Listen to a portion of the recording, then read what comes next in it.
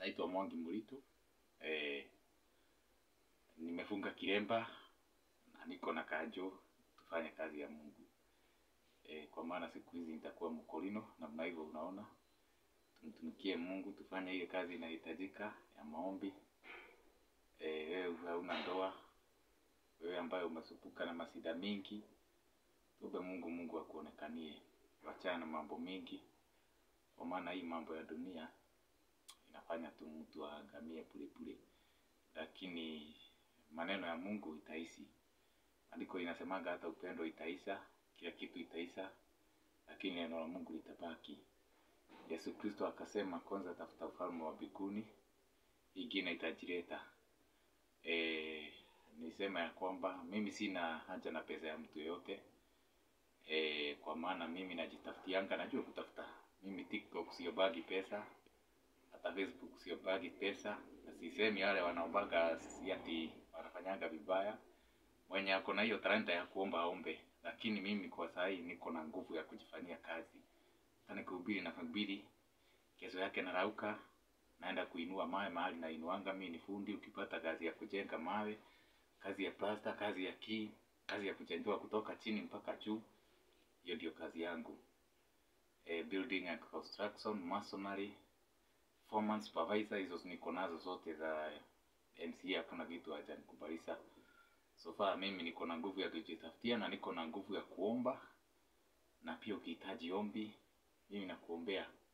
Wachana na hii mambo ya kudanganywa toa pesa, sijui toa dhabihu.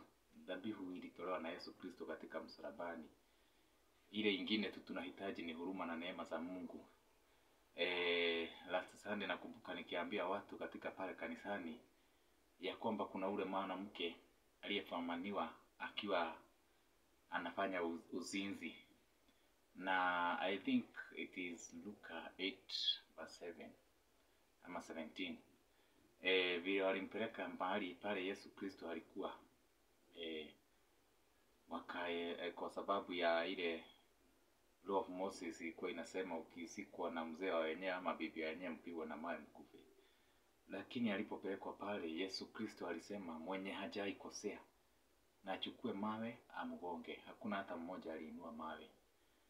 Na unasikia ya kwamba alisikwa akiwa anafanya uzinzi. Lakini kwa sababu ya neema ya Yesu Kristo aliweza kusamehewa dhambi zake. Kwa hivyo si pesa itafanya kazi ya dhabihu yenye unaitiswa pale na wakora na walaghai wenye hawajui kufanya kazi yao. Na siinuki mtu yote juu mimi hakuna mtu niko na vita na yeye ama ubaya na yeye. Wewe kama unaitisanga na unapewa, kama umezoea hiyo fanya. Hii dunia tunafanya ile kazi tunafanya, lakini maandiko inasemanga tumepewa bure, utoe bure. Yesu Kristo alifikishia ule mtu neema na huruma zake. Hii siku ya leo kunayo huruma na neema za Mungu inaweza kufikia maisha yako ibadilike. Pia tunaona mwanamke mwingine aliyeenda na mafuta na akaanza kupaka Yesu Kristo kwa miguu. Na ile wakati Yesu Kristo alipokuwa akipaka hiyo mafuta, kuna wale walikuwa wanajifanya wazuri sana mpaka wanasema huyu hata hajui anapaka mafuta na nani. Lakini Yesu Kristo alimwambia umesamehewa makosa yako na dhambi yako. Kwa hivyo katika pale kwa msalabani na Yesu Kristo, si kukuwa wewe ni mwaminifu, si kukuwa wewe unaendaga kanisa, ni neema na huruma za Mungu. Kwa hivyo unapoomba, ambia Mungu tu akufikishie huruma yake na neema zake, na ubarikiwe sana. Ukiomba amini na Yesu Kristo atakufikishia. Ukilike hapo nitafurahia, ukifollow nitafurahia. Kwa maana hivyo ndio kuko. Enda pale mpaka YouTube unifollow Mwangi Mulito. Utapata hiyo kitu mahubiri, utapata nyimbo ziko hapo na mambo mengine, na Mungu akubariki. Asante sana.